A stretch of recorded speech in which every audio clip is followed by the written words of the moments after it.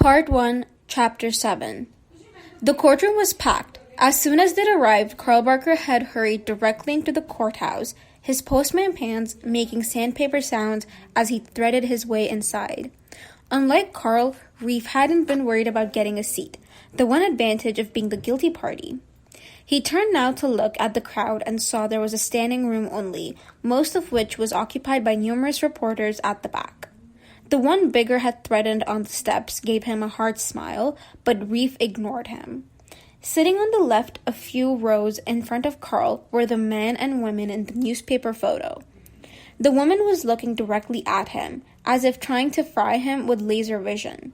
He looked away, continued scanning the crowd. Scar and Bigger waved from seats very near the back, but Jink wasn't there, and wouldn't be. Reef had told them so when they'd spoken outside. "Why isn't he here?" Scar had demanded.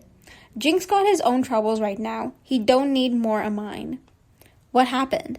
"Cops picked him up last night for disturbing the peace, fighting at Rowdy's." "There's always fights at Rowdy's," Bigger had added. "Usually better in the floor shows at that dump." "This time," Reef said, "the cops got there before it broke up, and they nailed Jink for drinking underage. They shut the place down." "Jesus," Scar muttered. "How could Jink be so stupid?"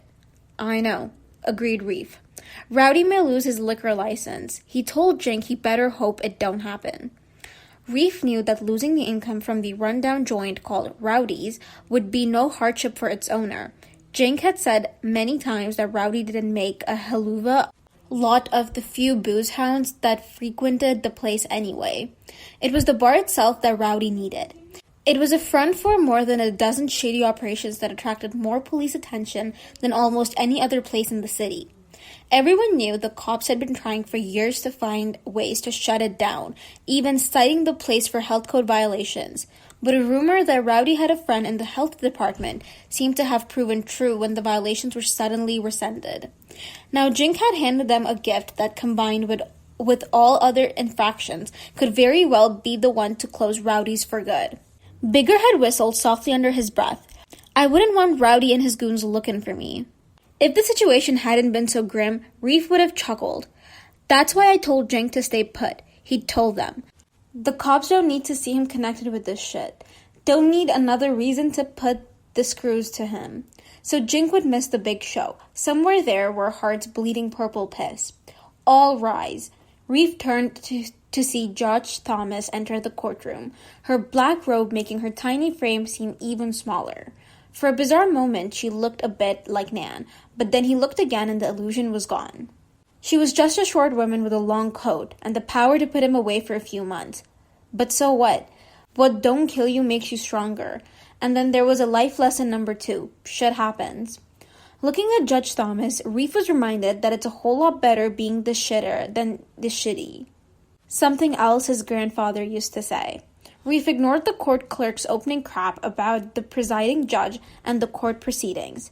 He'd heard it all so many times he could recite a chapter and verse. He glanced at Hank Elliott, who must have heard hundreds of court now in session intros, but the lawyer appeared to be listening intently as though it were his very first time. The guy was a trained chimp. "You may be seated." About time, thought Reef, as everyone settled into their seats.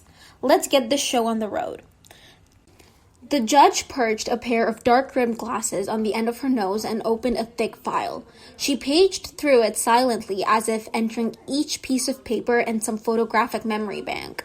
Reef got the feeling, though, that she knew every detail of the file already, that this was a performance just for his benefit. Well, F you, Judge. It takes more than a dwarf in a black bathrobe to scare me. Judge Thomas closed the file and leaned back in her chair. At that angle, her eyes barely topped the judge's bench, and Reef grinned as he imagined her feet dangling above the floor. His grin did not go unnoticed. The judge frowned. "Counsel, would you and your client please stand?" Elliot stood so quickly that Reef wondered if there were a spring-loaded injection device in the lawyer's seat. Reef ambled to his feet. "Chad Arthur Kennedy, under Section 430 of the Criminal Code, you are guilty of 2 counts of mischief resulting in the vandalism of a privately owned truck and an accident that damaged 6 vehicles and injured 3 people, one of them seriously." A murmur rippled across the courtroom, and Reef could hear a few people mutter their disgust as if all this were a big surprise. A-holes. Hadn't he pleaded guilty almost 3 weeks ago? What a show. The judge waited for silence, which fell almost immediately. Do you have anything you wish to say? Reef had plenty to say, but Elliot, who'd chosen not to have him testify for that very reason, had made him promise he would keep quiet. Even made him practice the 5 words a few times. No, Your Honor, I don't. Well then, she continued, I am prepared at this time to sentence you. Another ripple, this one lasting longer than the first. Thomas glared at the spectators and silence returned to the courtroom. This case has attracted the attention of the general public as well as many members of the media. All of us here have seen many editorials in the paper and on television regarding the need to get tough on youth crime, to make examples of the perpetrators of these heinous acts that will deter others from performing similarly in the future. Reef watched as her lips moved, but he no longer heard what she was saying. Words, words, words. Meaningless, like the keep out signs on the pit. His whole life had been a keep out sign. He'd listened to it described in detail over the last few days as though listening to people talk about someone else, someone not even in the room. Elliot had called 3 people to speak in his defense.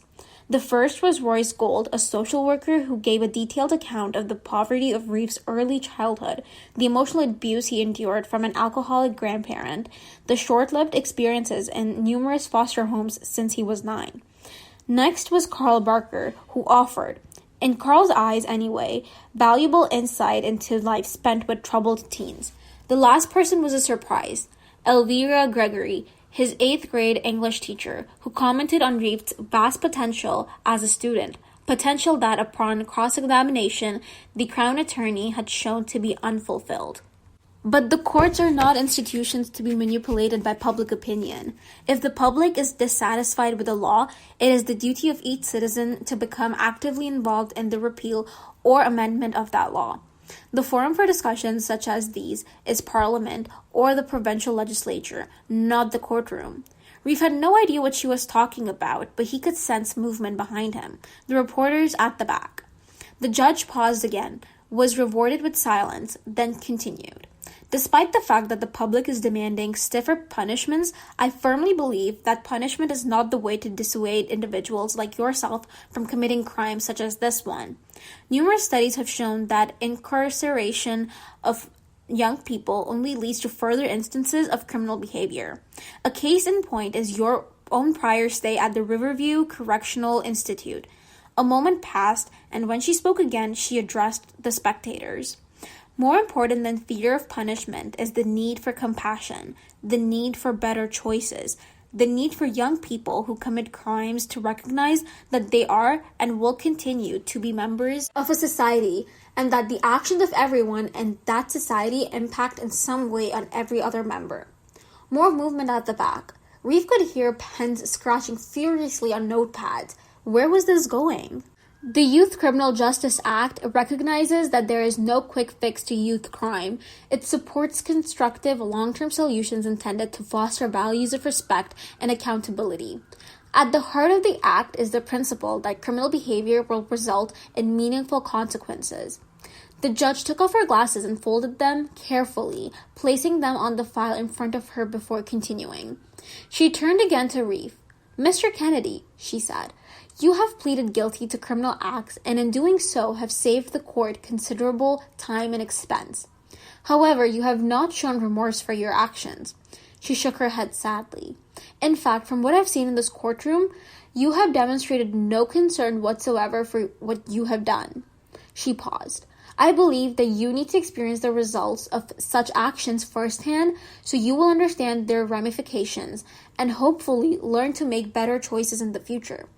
I am assigning you to the North Hills Group Home, where you will live for the next 12 months under the supervision of Mr. Frank Colville. When school begins again in the fall, you will attend classes at Buena Vista High School, where you will work to your potential. She picked up her glasses and brandished them at Reef. And you will work, young man. Teachers face enough problems in their classrooms without having to deal with people who were sentenced to school. Miss Rita Hamilton, principal of Buena Vista, has agreed to report directly to me every 2 weeks on your performance, and I'll be expecting to hear positive news. If I don't, you'll find yourself standing in front of me again." There was now a buzz in the courtroom, and the judge bristled. "If I have to clear this courtroom to be heard, I'll do it," she snapped. The room fell silent again. During the school year, you'll attend classes and take part in at least 2 extracurricular activities. Judging from the distance that you threw that rock, I'd suggest you try track and field events like shot put and javelin. There was a sudden laughter from the back of the room, and the judge shot a stern look at the people who had produced it. Returning her attention to Reef, she resumed. "Beginning this summer and continuing through the school year, you will volunteer your help at one of the city's rehabilitation centers on 2 weekday afternoons or evenings and every other Saturday. You'll learn intimately what suffering is all about, young man. Many of the people in those facilities suffer from crippling illnesses.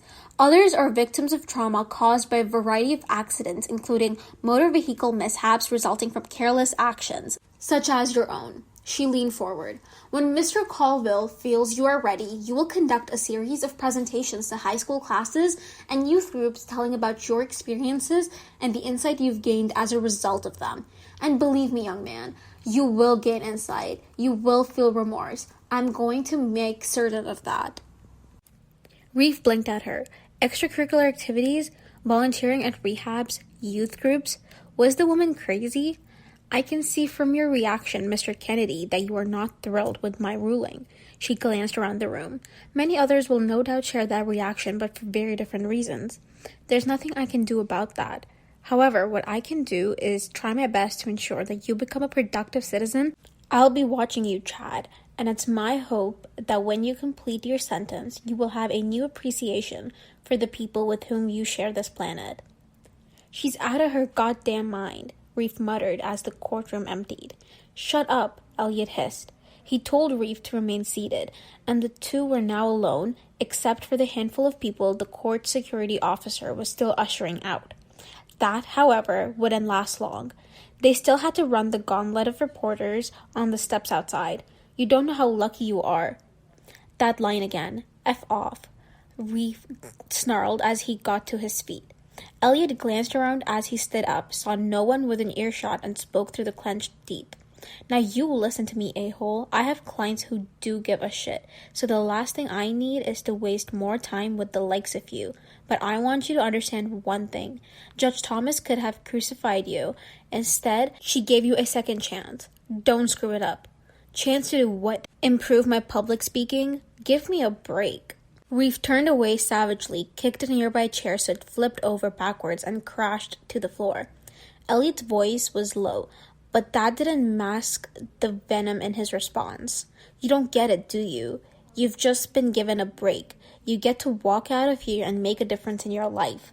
That is, if you have the guts to do it." Reef whirled to face him. "What do you know about guts? I could kick your back from here to Sunday." It was out of Reef's mouth before he realized where that line had come from. His grandfather. The lawyer shook his head. "That's the problem with you, Reef," he said as he reached down and pulled the chair upright. "Courage and kicking back aren't the same thing. Maybe that's something you'll learn in the next 12 months. If not," he sighed, I expect I'll see you here again." He opened his briefcase, slid his files inside, and took a deep breath.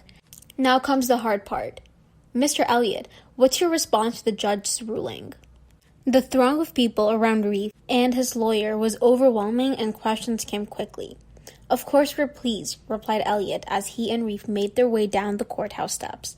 As instructed, Reef said nothing. He kept his hands inside his jacket pockets so the reporters wouldn't see his fists, clenching, loosening, clenching again. He scanned the area for Scar and Bigger and spied them waiting across the street. Scar waved to him. "Surprised?" called the reporter whom Bigger had confronted. "We think the judge was fair," Elliot replied. An angry sob arose from another knot of people on the steps below them, and a woman's voice shouted, "Fair? It was anything but fair." Reef's glance slid across several faces, and he saw, surrounded by television cameras, the man and woman he'd seen in the newspaper and in the courtroom every day. The man had one arm around the woman's waist, supporting her as she spoke through tears. That ruling was a slap in the face, she sobbed. My daughter is lying in a hospital bed with injuries to more than half of her body. And that animal, she pointed at Reef, was sentenced to be a volunteer? For Christ's sake, can anyone call that fair? A number of spectators watching from the sidewalk shook their heads and muttered, and Reef could hear grumbled comments like, lousy punk, and goddamn psychopath.